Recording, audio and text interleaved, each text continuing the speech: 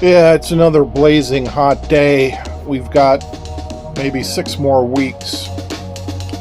October 20th is about when the humidity breaks, and we'll be living here in fairly nice weather for 8, 9 months. Is it worth it? I don't know. We'll see. Anyway, I bought the extra wide lens for the GoPro 13.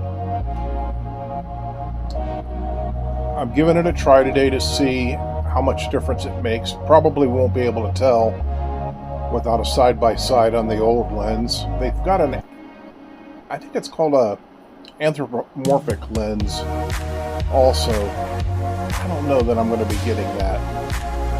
Maybe not. Anyway, haven't done this in a while.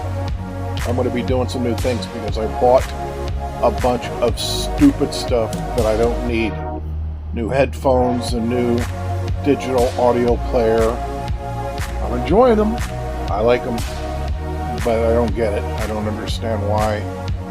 This would be something that I need. Anyway, talk about it later. In the meantime, give me your thoughts on the extra wide lens. Is this something that's appealing or not?